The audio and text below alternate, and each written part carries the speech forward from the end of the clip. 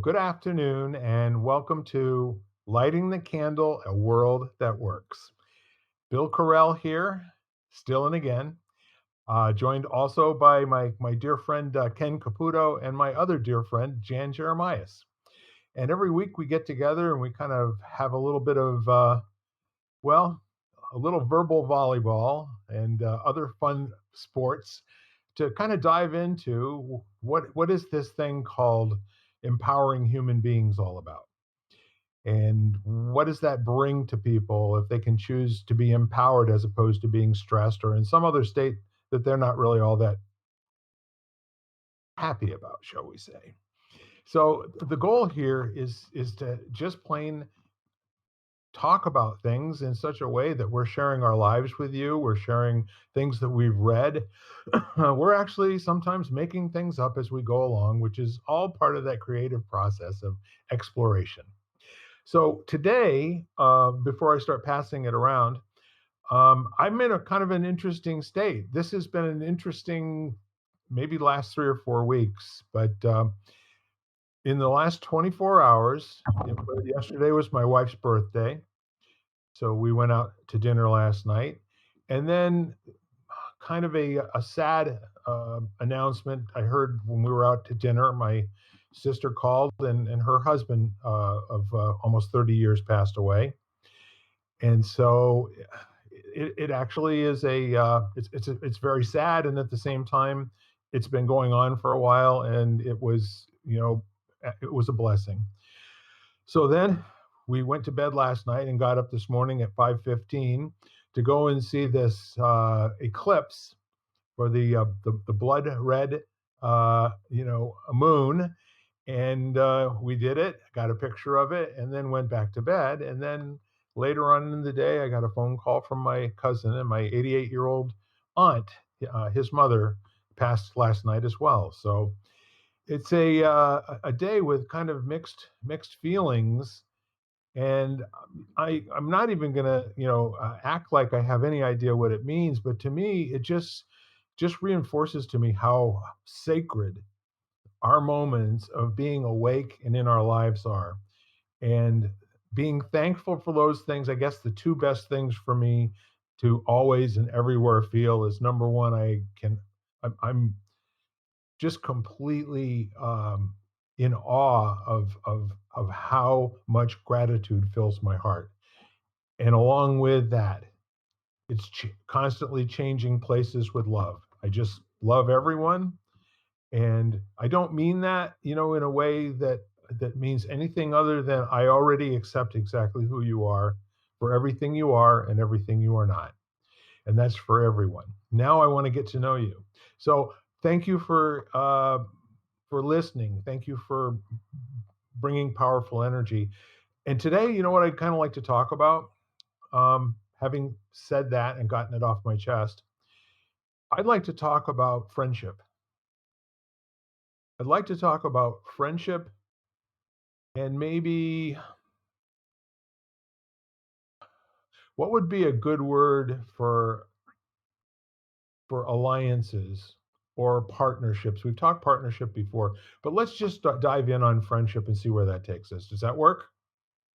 hmm Miss Jan, how are you doing today? I'm okay. I'm good. I love the topic of friendship. Yeah. I've always looked at my friends as my family because you can pick your friends, you can't pick your family. And so um, I've always considered my family, my friends, as family members. Um, I think sometimes when people meet me, I'm very quick to do that. They're almost taken aback how I want to say serious, like how important and how much value, I guess, is a way that I put it Yeah. on it, that it's just, I think people are sometimes a little bit like, whoa, but that's just, I think I just value people. And so people who come into my life that I feel connected to, or that even if I don't, but especially for those I feel connected to, it's, I think, very obvious usually. It's an interesting concept. The whole the whole notion of family. I can remember at one point back in the 1980s, I had some really, really dear friends that we got together, and our friendship went up so quickly. And so at one point, in the middle of the evening, somebody said, I said, "You want another beer, or you want some of this or some of that?" And and I said, "Yeah, sure." I said, "I know where everything is." And they go, "Yeah, when you're here, you're family." And I said, "Oh God, please, not that. Treat me better than that." It's kind of like one of those little jokes, because as uh, when people are that close to you, they have the power, to wake things inside of you that are either really, really great, and then sometimes not so great, But I can also remember we're coming into the holiday periods now: Thanksgiving, Christmas, Hanukkah, all that good stuff. And I had a guy in a class that I was taking back in the 1990s who said, "Yeah, here they are, the holidays. It's the opportunity to relive the trauma of your childhood with the original cast." Well, as you're saying, it's something a gift. I was with last week. I spent some time with a childhood friend, so and her husband, who she was one of the reasons I moved back to Connecticut, was to be closer to her. And I realized one is the side they bring out in me. Like, it was just so interesting. I mean, her mother and my mother were friends before we were born. Yeah. So I've known her my entire life. And just this interesting kind of like teasing and, just pure humor and laughter that comes out, which I don't think I show that side to many people. So it was just kind of interesting. Afterwards, I actually thought about it a lot. And now that we're having this conversation, I think it's really interesting that there are people that you can just really, quote unquote, I don't have any hair left because mine's so short, but let your hair down with. Yeah. Yeah, that I think that's a really good thing.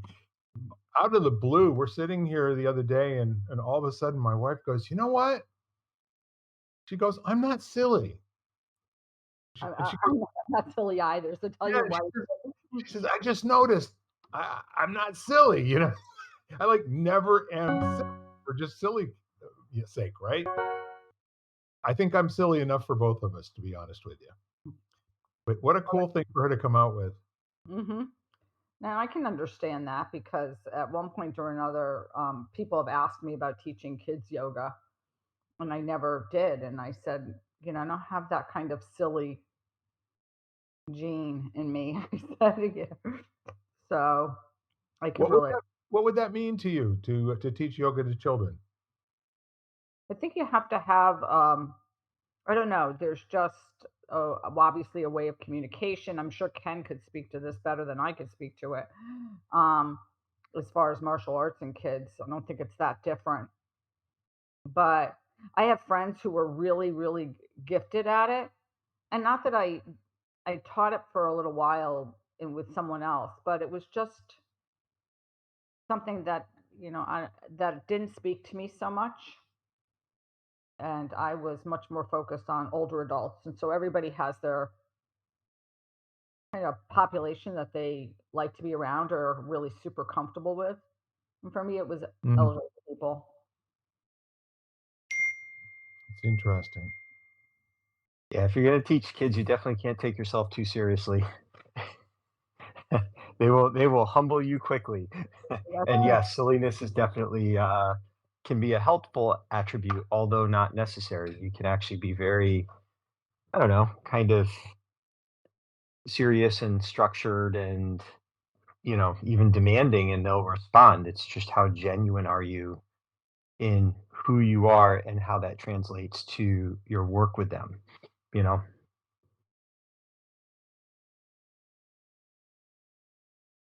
mm, Also, is kind of, I'm drifting away and coming back here, with my own thoughts. And I'm sure this is going to be this way for today. I'm distracted by things easily today. But it also seems to me, are you how easily can you hand the lead over to someone who's 11 or 12 years old, and follow for a minute or two, just to like how that conversation goes. Hmm. So, funny thing. I- When we talk about children, it brings up a whole soup of different types of feelings and ideas. And Ken, being around kids of a certain age, do you find yourself kind of losing that distinction of the difference of your age to theirs, or is that always present? Um, it's it's there. Actually, the interesting thing is where the distinction can get lost, at least in my experience, is more the fact that so I had the unique position of, I'd have them for decades.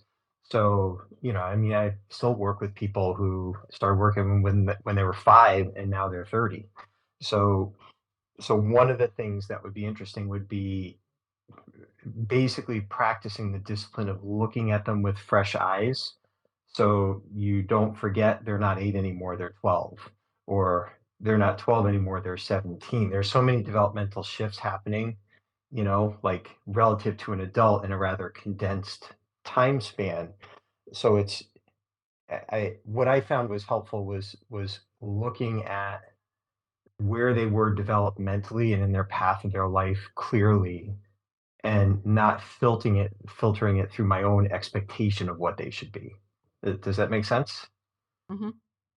So yeah, and I think a lot of people, especially people that don't work with kids, they have judgments and assumptions of what it means to be a kid rather than looking at the human in front of them that's at a certain developmental, like, point in their life.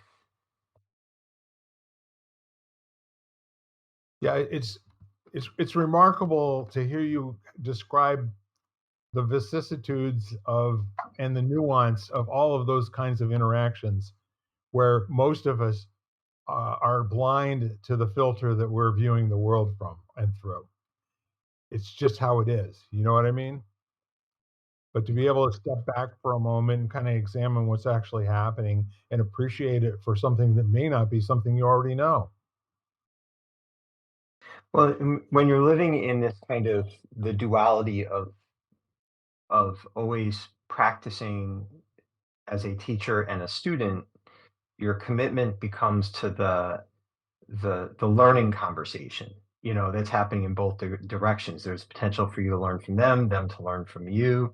So so I found myself like feeding my perspectives and the things that I choose to do more of and do less of based on creating a result of positive, productive learning outcomes that expand over time.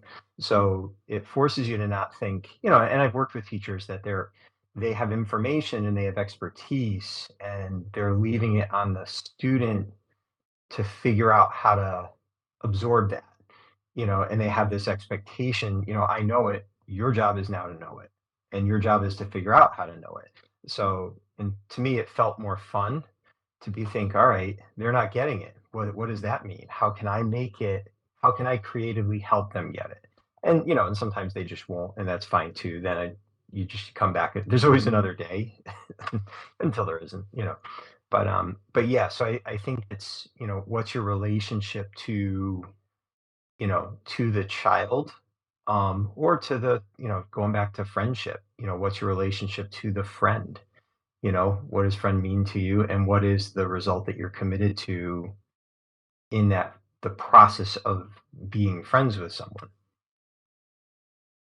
It's clumsy, but I tried to circle it back to the original conversation, which was about friendship. But one of You may and actually have done it and not just tried.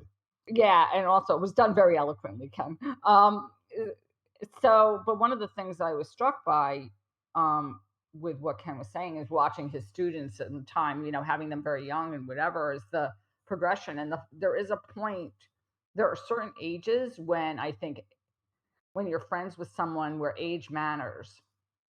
And then you get to a point where it doesn't matter anymore, where, I have my closest friend is 20 years my senior. She was just 80, and she's one of my best friends. And then having friends that are of vast ages, and the age really becomes insignificant to me, in that relationship. I share the same kind of relationship. Um, the guy that I was playing golf with is my dad's age on 9/11. Uh, when we were on the course and we got the news that all that nonsense was going on, but we got to be very, very good friends, and we had golf in common, and we had a lot of other things in common. And his wife was the first retiree from my company, Fran, and she worked with us for about 6 years, and then she retired, and we visited them over and over and over and over again for the next 15, 18 years. But yeah, 22 years older than me. Yeah, and so it becomes insignificant. And I think what Ken's talking about in acceptance, people are just like realizing the realization that when you look at someone, they're no longer 10, that they're 17 or whatever, is as I deal with elderly people, older adults, or actually also my parents, is looking at them in that way too, realizing is that whole realization Sure. of them not being, when you're dealing with elderly, is that they're not, maybe as able to do things as they were, and not to rush anybody along that path, but is that acknowledgement of seeing where people are. Again, it's kind of a fascinating conversation from the standpoint that there you are. There he is. Oh, yay. I'm here. I want to get you a T-shirt that says "I crawl in the mud." This one kind of There you close. go. Yeah, but that's in code. I would actually put the words "I crawl in the mud." Well, I actually do have somewhere. I have a special T-shirt that was made following a 50-mile mountain bike race at Ascutney, and it poured the whole time, like Wow. to the point where we had to like crawl up the mountain dragging our bikes behind us. So they actually sent us all Survivor T-shirts. Says I survived Mudfest 2000, whatever year it was. That's fun. So I do kind of have a mud shirt like that.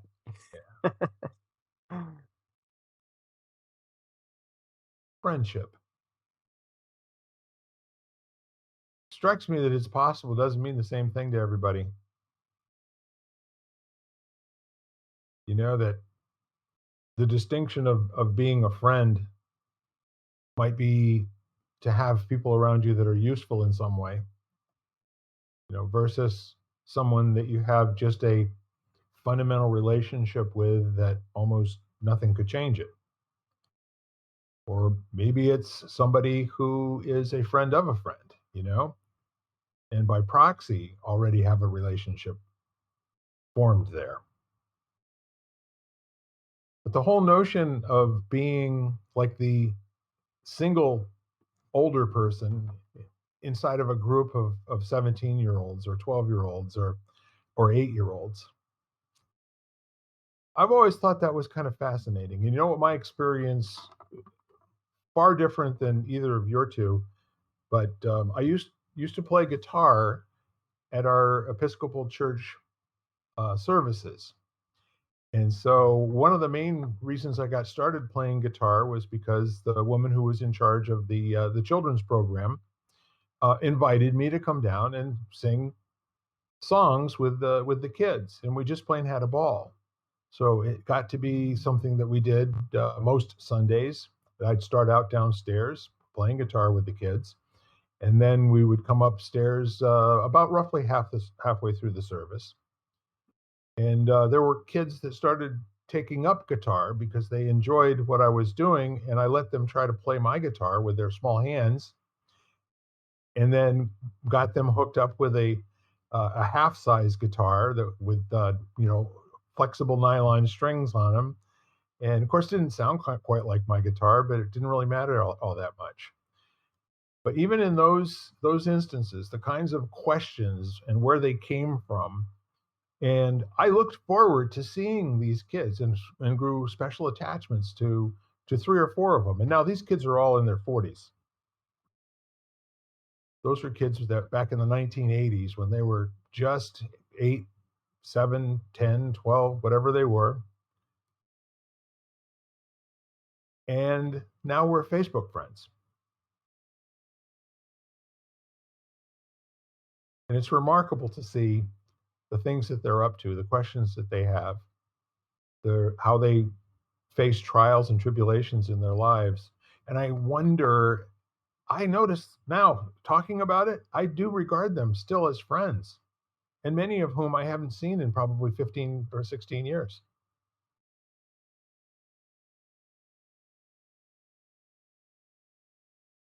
Mhm. Kind of an interesting thing. So if you think about it, the nuances of what friendship means, I guess, is going to be based on how committed you are to there being like a specific framework.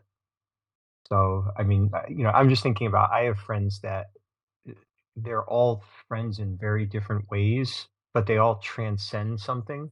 So whether it be age or values or distance or time or whatever, So, so maybe someone that you have a friend with that you only see at a Spartan race and, and we connect there, but there's not much interaction other than that or a more business oriented relationship or, but spoken to people that have difficulty with cultivating healthy relationships because they have a very strict paradigm for what things like that mean, like friendship means. So there's an expectation that kind of limits how many people can match that, and they can be okay with it. You don't need to have lots of friends, So, but it's just kind of interesting how I think that you're right. The way you define it and how tight or loose that definition is going to influence how it expresses itself, I guess, in your life. Mhm. And along those lines, sometimes there's unchangeable, solid requirements for qualifying as a friend. Like for instance, I know people that will not be friends with somebody who they believe does not think the same things that they do. If there's not agreement on some fundamental principles, like as you were talking, where naturally it evolves, if there's some commonality that becomes very strong, and it's not the same with any two people. I feel that the same way in my life. There are people who just won't spend any time with somebody that they're not certain doesn't already agree with them on everything, because that would be in the group of not friends. And the whole notion of unfriending somebody, I have no idea what that's about. But this is something I think, that came out of our culture where people could be ostracized, or as the Amish say, shunned is a terrible thing. Just kind of wonder, the the whole notion of can you be a friend and then lose that status? I mean, can you do it without some kind of an activity or an action or behavior that makes you not a friend anymore?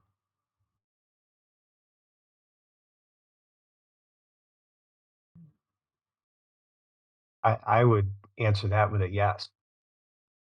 I think that, there's most of us, especially over time, we have kind of I don't know, an immutable core of values and, things that we choose to honor in our life, and we're all evolving and changing. So I have certainly had people in my life that, the choice has been not to maintain a friendship um, because we just moved in different directions and, and it just didn't make sense anymore. Why Why try to force something that no longer fits with who they are or who you are or the circumstances you're now in?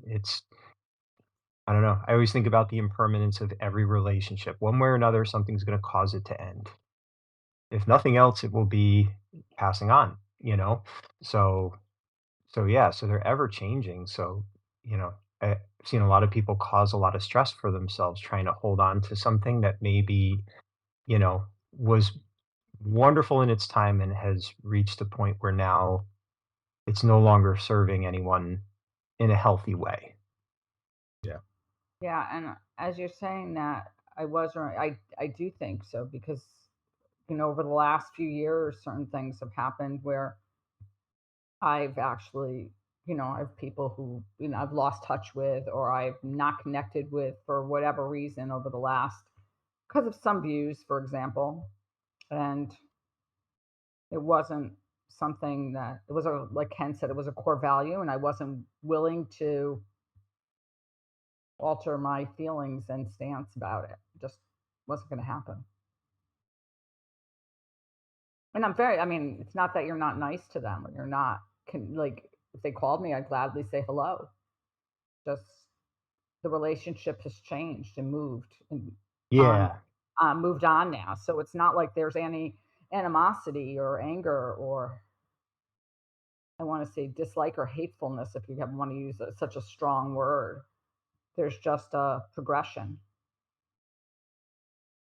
Yeah, that's interesting, Jan. I've had similar experiences. I find right now, at this point in my life, I'm happier because of relationships that I've let go of and stopped fighting so hard to hold on to the detriment of everyone involved. It's kind of funny. It's kind of like when you sometimes you have to let go an employee, as a business owner, and everyone's relieved. Yeah.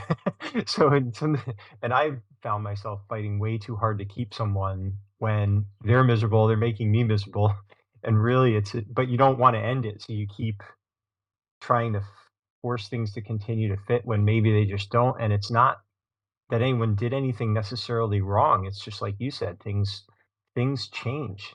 You know, you don't want to go back and wear the clothes you wore in high school anymore. Most I had a friend who used to say, "I wore it once, I'm not wearing it a second time." Yeah. It wasn't that at one point, it wasn't meant to be returned as far as she was concerned. And so I think there are, you know, I think there are And you think of relations. all the fond memories you have of when it fit, when it Right. was you. You always have that. You don't have to give that up just because the dynamic has changed. That's still you get those memories that served its purpose at that time in your life and theirs. It's just that things aren't static like that. Or if they are, it's probably unhealthy, you know? Well, as since I started out with you don't get to pick your family, I'm reminded I think that's part of the issue with family is family remembers you like you were 10 sometimes and you're not 10. Mm. So all of a sudden they look don't I mean, to me, my nickname on my block was Baby Jan. I was the youngest, and you know, I think in a lot of ways my family look at me like that, like I'm the youngest and I'm the baby. Yeah. And I think sometimes family it's very hard for people to, family members and stuff still look at you like you know, that you're still whatever how old you were. Not to say every family, but I think some families does happen. Of course, my mom would always counter when somebody said that she was a crackpot. She said, "No, I chose every one of my children."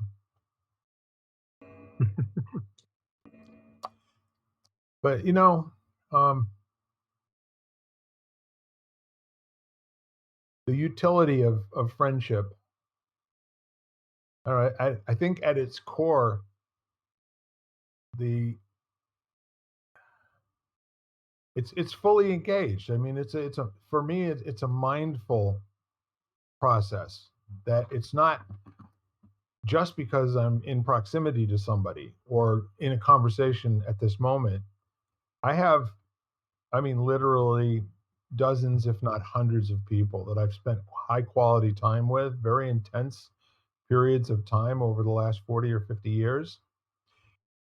And in every single case, after hello, it's just a continuation of the same conversation with the same feelings. And I think it's pretty remarkable, to be honest with you. It's a really, really nice place to hang out with folks, if you will.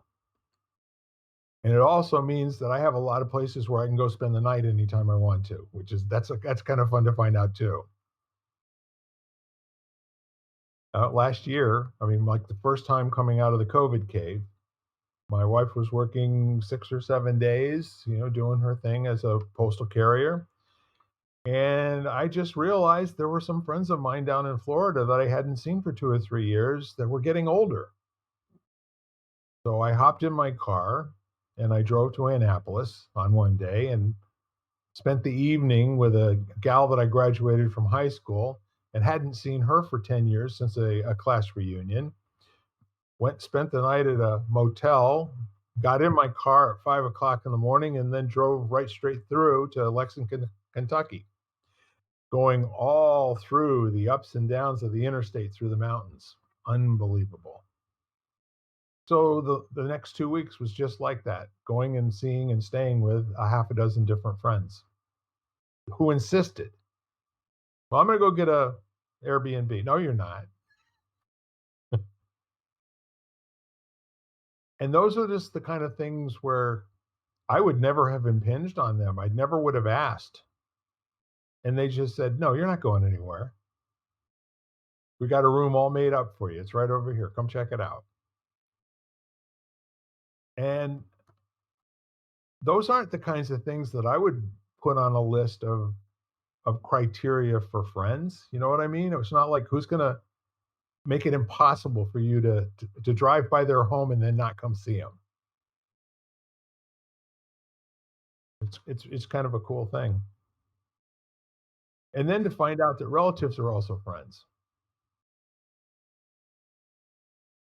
Pretty remarkable, actually. Hmm. Either of you had a friendship that had a sense of like timelessness to it? Like one of my dearest friends, Bob, I mean, we've known each other for 30 years and super close, but he's in the Army Reserves and he basically was called up for pretty much every major conflict that's happened since like 1995. So there would be times where we wouldn't say a word to each other for 9 months. He was overseas, he had very limited, availability to contact. So, and then he'd come back from deployment, and the second we got together, it was like no time had gone by whatsoever. We just picked up right where we left off. There's no concern for the gaps, and never has been in all the years. Doesn't matter. We could not talk for a year, and it would be like we had just spoken yesterday. It's just very interesting, relationship. I don't know if you guys have had that experience with anyone in your life. My, Yeah, my friend that I just moved near, we would go through periods of our lives where we had very little communication. We were in different places, going through different things, and had even grown apart, I think, for a short period of time, and then got right back together, and it's as if nothing happened. That we're right back to when we were, like 10 years old. It's Yeah, bizarre. yeah. It's bizarre in some ways, but yeah, very much so. Like very, um, like time stood still. And Isn't that an interesting thing? not to say that we both haven't grown, but just I don't know. I think that there's just this love and um, acceptance part of it that seems to be able to put all the different changes that we've both gone through to the side. Yeah, the really interesting about friendship at that level are the code words that automatically trigger both participants, back to a specific time and place without having to mention either of the two things. But it's kind of a similar thing with I've got a cousin Ed, and when he called me today to let me know that his mom wasn't with us anymore, he was just so careful. And it was, I haven't had a conversation with him since a year ago. But through a lifetime, both of us are 68 years old. It's the same conversation with all of the same emotion, the same history, the same understanding of the events that we went through together, the Uncle Bud stories, it's all there. And all of a sudden it's like this whole book opening up with all of this rich tapestry of stuff that we know and have done together and why we feel the way we do about each other that never has to be talked about. Hmm. And to that note, there's something about the history that you share with someone, and that's to me what you're referring to, Yeah. is that history of shared stuff, even though it may not be communicated. It's always it's underneath. It's on a layer underneath. Yeah, that was that old catchphrase, when two people were talking to each other about something that the third person could not grok, could not wrap their mind around, then one of them would just say, "I guess you had to be there."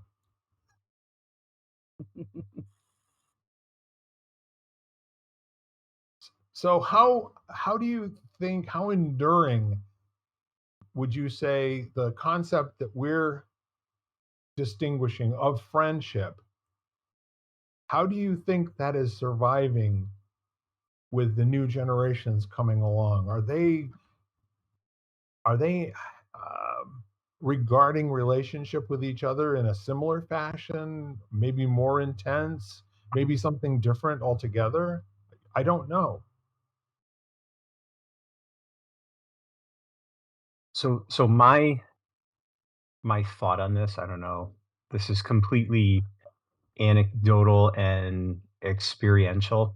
Um, there's the newer generations, let's just say for now under 30, they have access to a much larger pool of potential relationships than at any time in human history. So, I mean, if you went to high school in the 80s or 90s, you pretty much your circle were the people in your town for the most part. Like there wasn't this expanded. So it's interesting how they're able now to connect with people that really, really align if they've become clear on what matters to them. And what I'm seeing in the younger group is they're gaining that clarity. There's a lot of them are starting to think about what's important to them, what matters, and they can take the time to be kind of selective and far reaching in their search for people that they feel more closely aligned with, and there feels like there's less of a need to make do with what you got. So on the surface, that can seem like either you're willing to just, like you don't have an attention span or you're willing to give up on things very quickly. But I think instead it's kind of like, the best way to get to the right yeses is through a lot of no's. So they're more willing to say no quickly, kind of quit early, quit often, like we talked about with Seth Godin, the dip, and and allow the right relationships to kind of come to them. And I don't think this is like an intentional thing. I think it's a byproduct of the way information flows now and the environments that they've learned to swim in.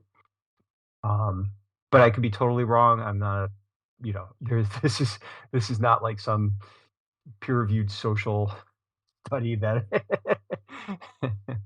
But it would be really amazing to go out and test it, and just see how do kids today, the 40-year-olds, how do they view friendship? What is it really for them? For me, until I got to be, I don't know, 14, 15 years old, we moved around so much. My friends became whoever I was spending the most amount of time with. And that was it. So there were kids, for some reason, we'd start playing baseball in the backyard or something like that. We do that every single day, or ride bikes together or something like that. And then that got to be playing sports in high school, and actually, through we didn't have middle school, but fourth, fifth, and sixth grade on, there were probably 25, 30 different people that one way or another, I was on a sports field with them, like maybe 10 out of 12 months. And those are the people that today, and now that I'm thinking about it, that when we get together and I say, hey, we're all going to meet down at a restaurant in Mystic, and we get 18 or 20 people to show up. It's cool to hear the stories being told in a completely different voice, and also noticing how sometimes it sounds like what I recall, and other times it bears no resemblance at all, and they've just got a whole different fact set of what happened, how it went down, who was involved in it. And I find myself sometimes sitting there going, be open to the fact that I actually had no idea what was happening while it was going on. And that's only possible because all the work we've been doing for 2.5 years. Well, I guess the question is how awake are you in the, let's say, or present, basically, Yeah. in whatever's happening. And to your original question about, I really can't speak to youth that much at all. Ken obviously has a lot more experience, and I'm not. I guess I'm in, like, of my friends who are kids, that they're actually, I think, struggling in relationships a lot. Because I think as much as things are open, I think they're also, there's something that can be open and then, yeah, almost too open so that nothing happens, or they don't know how to navigate the field, so to speak. Yep. I've seen exactly what you're talking about, because when I work with coachees, one of the things I have them do is to list out all their close friends. It's remarkable to me how short the lists are usually. One, two, or three people, and that's it. It's like, do you interact socially with anyone? Oh yeah, I do all the time, but they're not my friends. Well, I think to what Ken then said, that's where it gets to be, or maybe you said you have different types of friends for specific things. I think it was Ken. Like, he has his, you have friends that are business friends, and you have friends that are more social friends, and you have friends through, if you're affiliated with any sort of religious organization or kind of spiritual organization, you have those friends, and sometimes they might be different, and you might call upon them for different reasons. That's one of the reasons why I ask about friends, because I've noticed in going on 35 years, 40 years of working with people, longer than that, where I've had direct reports, that I was not only interested in their growing and having more capacity and more understanding and more, uh, shall we say, more skill in terms of dealing with relationship, simply because that's how we got things done effectively, and how everybody got promoted and got more money.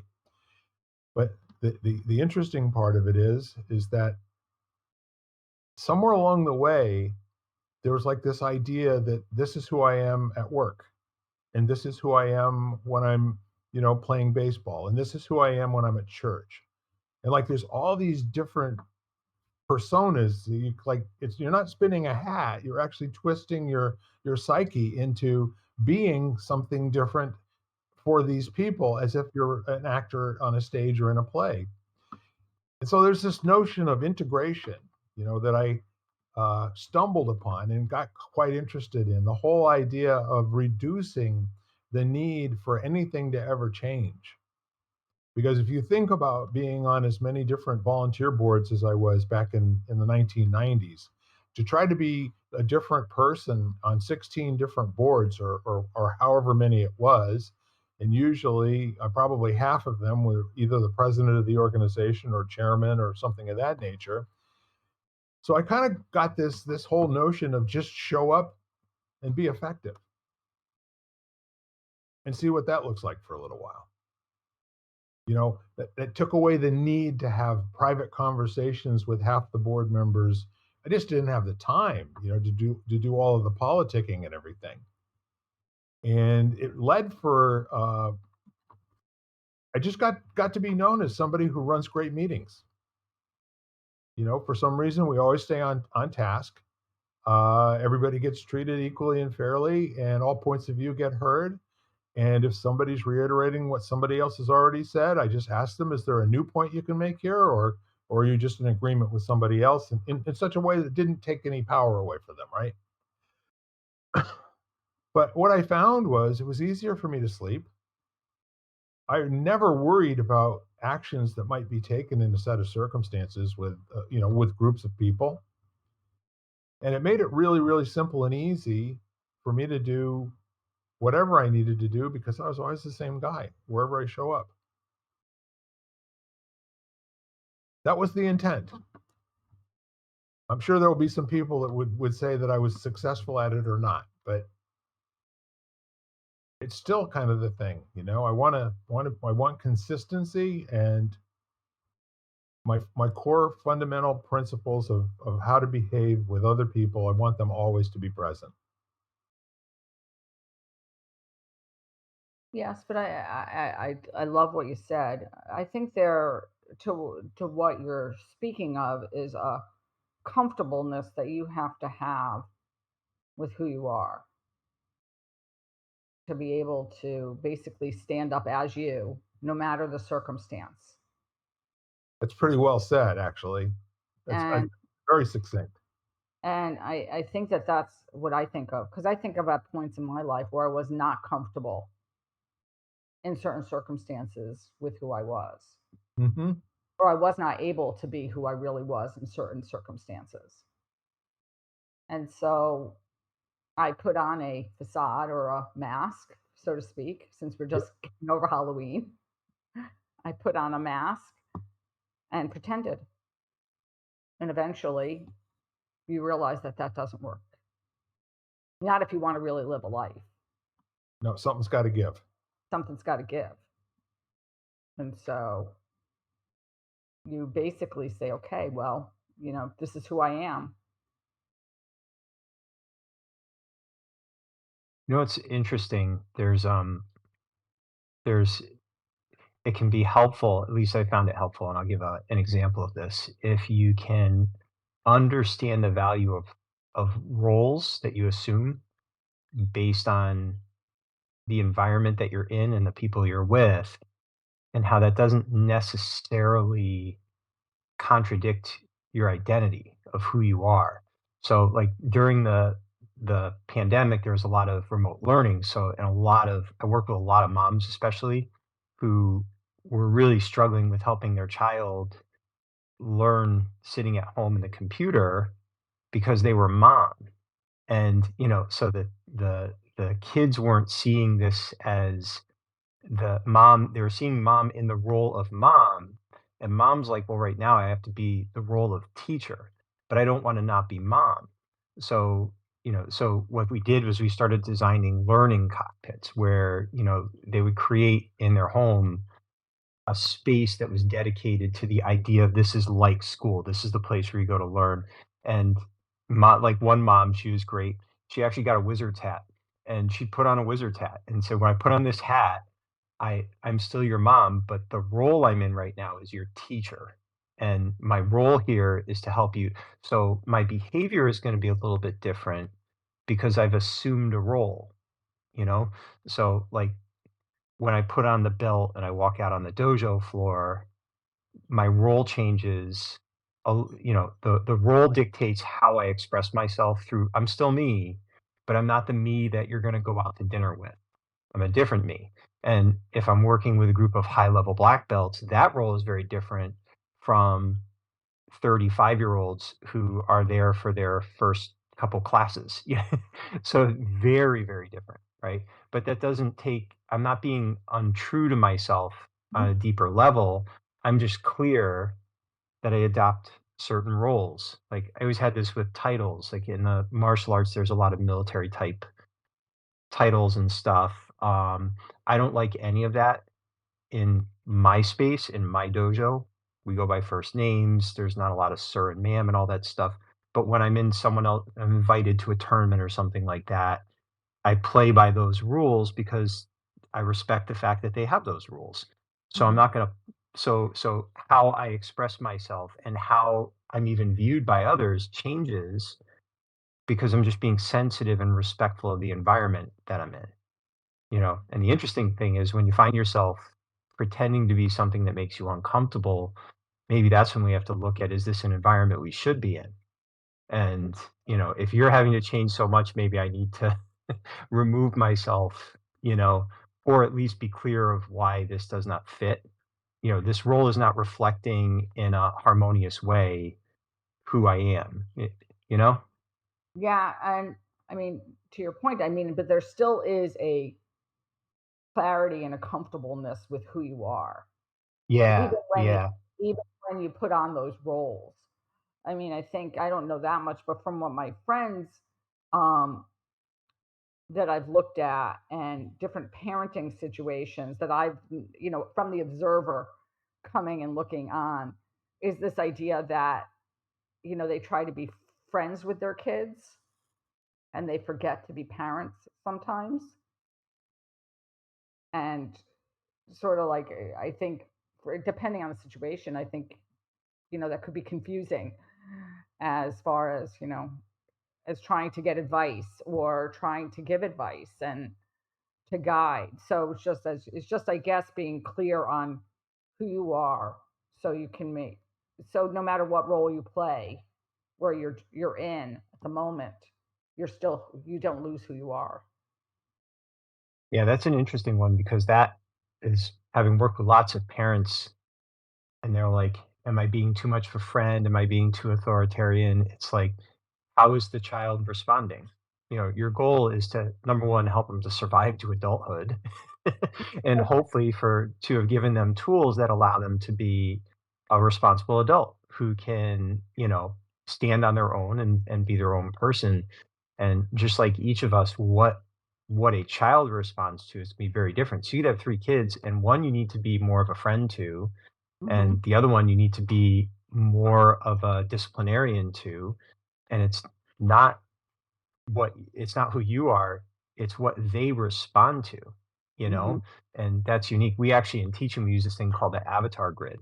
And you start in the center in the role of guide, but then you flex in and out of everything from professor to coach to advisor. And one of the things is friend, because you have to look at the dynamic that's occurring in the learning environment between the information you're trying to share and the students who are seeking to receive that information, what role will connect to them? And you flex in and out of it based on the response you're getting. And I think where we get caught up is we're thinking, I'm this way, they need to respect that, or they need to respond to that, especially if you're like in a parent child or teacher student relationship where there's a sense of a power dynamic, you know? Hmm. So it's a fascinating thing because I've seen that. Some parents are best friends with their kids and it's amazing. Others, that doesn't work out so well. Hmm. So, I think that's why there's no one parenting book.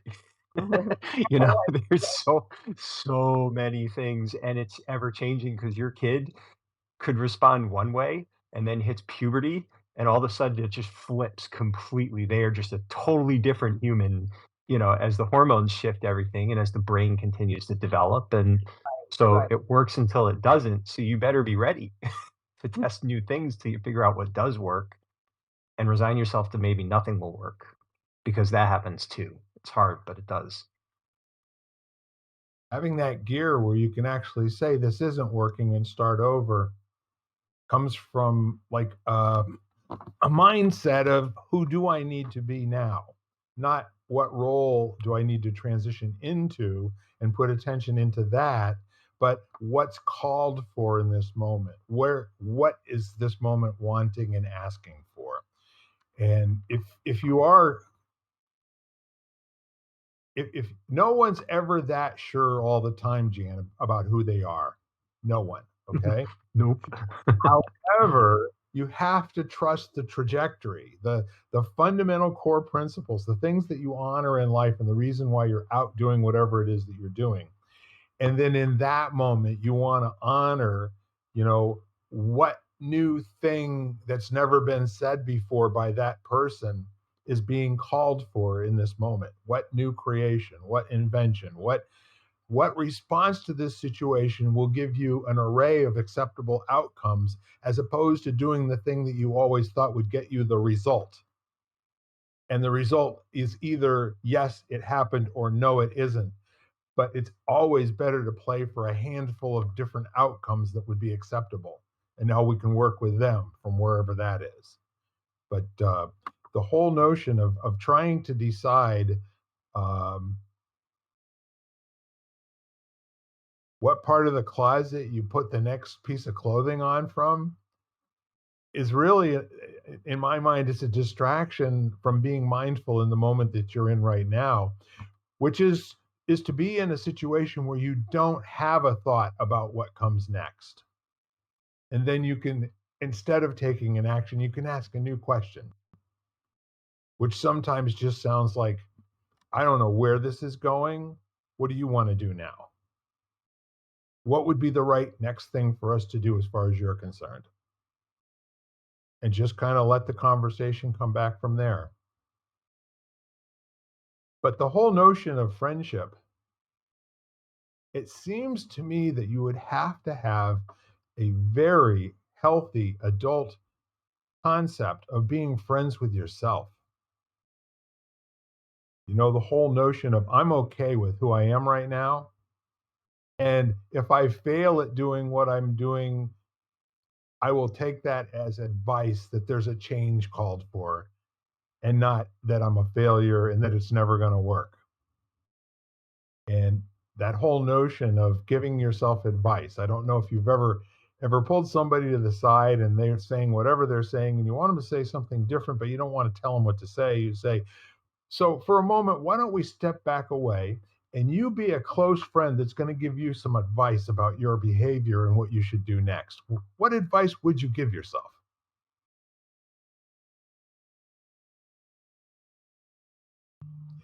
That can be very insightful. And more often than not, it's usually something very critical. It's usually something harsh. Almost almost never is it understanding and accepting. It's like usually stop being a jerk. Like, are you seriously? Are you being a jerk? Or are you just saying something that's not working?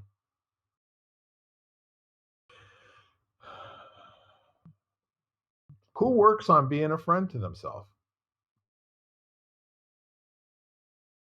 There's a really cool practice. I've done it a couple ways. The kind of Eastern approach is to use a mirror. Yep. But there's a more Western approach where you just take a picture of yourself and you look at it and you keep looking at it like for like 10 minutes. You don't look away from it. And it's amazing how slowly it sort of becomes a stranger. It's like a really fascinating thing. It's and just it's like you said, you start looking and seeing, and then there's a dialogue that occurs, and then the thing that was shared with me is the doorway that often is lost in translation is there's mindfulness, there's self-awareness and all of that. But the other side to that apparently a lot of the mindfulness came over from a lot of Eastern traditions, but what hasn't quite made it yet is compassion. And that compassion is something that you has to be reflected inwards towards yourself, not only out into the world around you. And I found that very, very interesting as a thought experiment, looking at a picture of yourself, watching all the things that come and go, and then being able to practice genuine compassion for whatever you've discovered or has revealed itself to you. It's interesting. I did a workshop with a woman, and it was a business workshop on how to take selfies for marketing purposes. But we had to Mm, take selfies, and how critical you are of how you look and what you're whatever in this selfie. But one of the things that we used to do as a yoga practice, which wasn't looking at ourselves, was actually sitting across from someone else and actually not breaking eye contact for like a mhm. long period of time. Yeah. And you're not speaking. So it's truly looking someone in the eyes without looking away for 10 minutes, 15 minutes, 20 minutes. And what an interesting exercise, because really the fine lines of individuality tend to those go away of the individual, and it becomes much more of the commonalities between you. Mm. That's it. So that just made me think of this really cool dude. I do not remember his name. He's a Buddhist chef. He's a master chef, and you do these classes. And one of them is he would give you like a slice of orange and a potato chip, and you'd have to put them in your mouth and not swallow or chew. Just let them dissolve on your tongue. Hmm. And the slice of orange, you would just get the orangey taste, and eventually it would slowly kind of fade away or whatever. But the potato chip would break down and become absolutely disgusting because it would break into its component parts and you'd start tasting the chemicals. Because, what he's saying is these are designed to make you consume them quickly. You don't actually mindfully eat these things because if you did, you'd be grossed out. And it was just really, really interesting.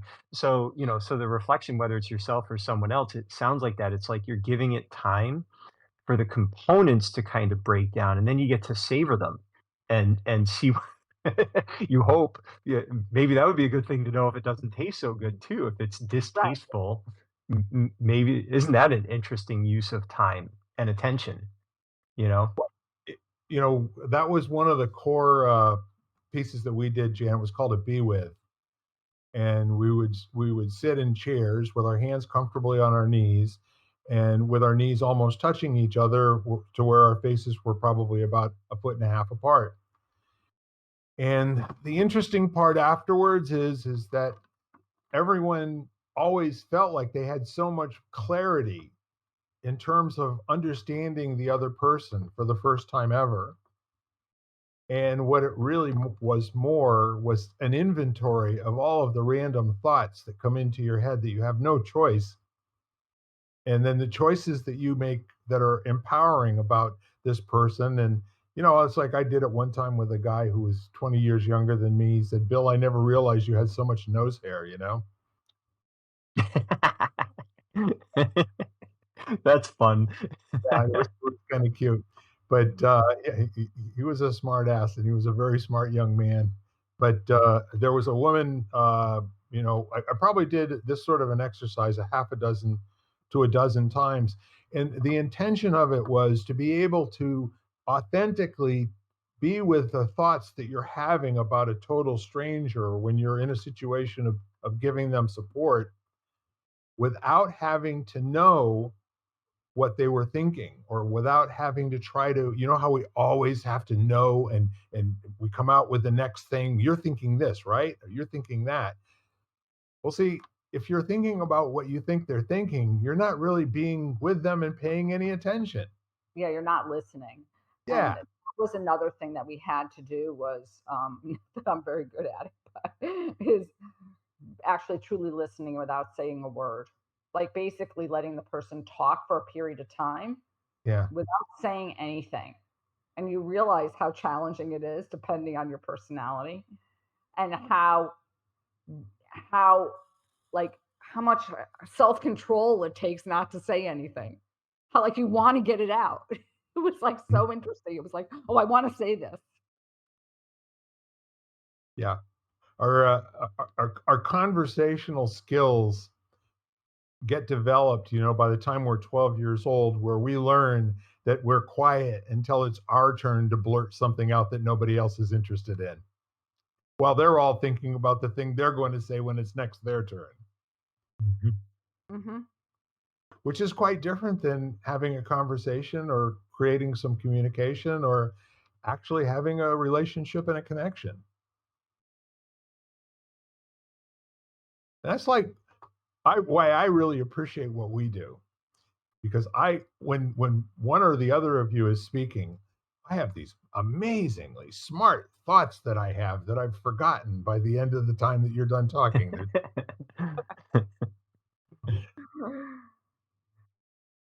Friendship. We spend an hour a week together, and I would say we're friends. And I won't even ask you to vote on it, because this isn't something that I'm looking for you to opt in on. That's the other thing too, is friendship doesn't have to be in both directions. Sometimes you can be a great friend to somebody who has no recognition of it whatsoever.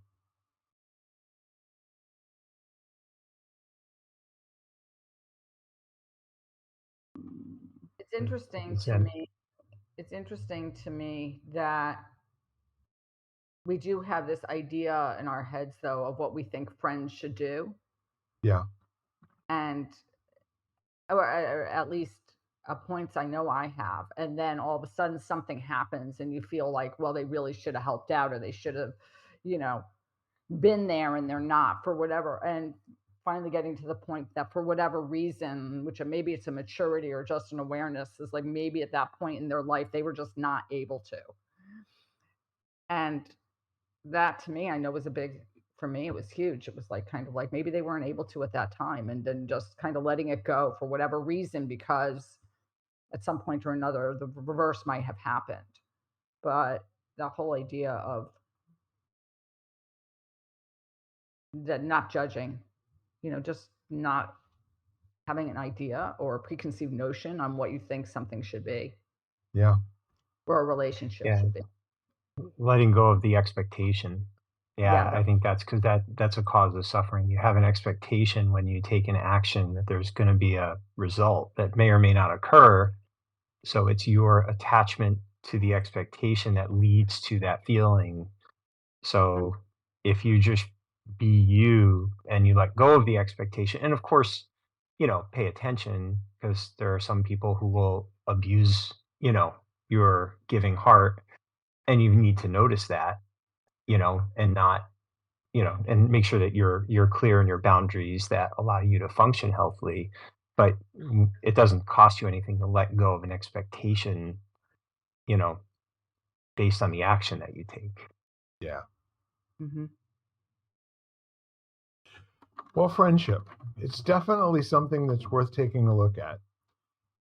And the whole notion of being mindful is to appreciate and hear yourself and listen to yourself listen, When you're aware as a third party listener to your own thoughts, you can start to make some judgments about which ones are supporting you and which ones would probably be a good one to leave by the roadside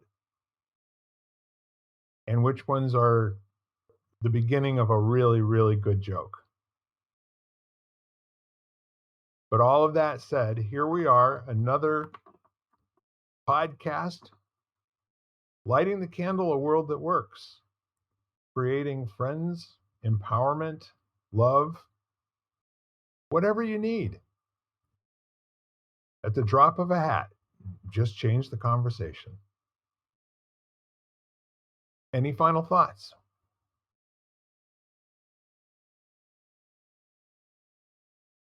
Yeah. Feeling pretty good. We covered a lot. It's a good Yeah, conversation as always.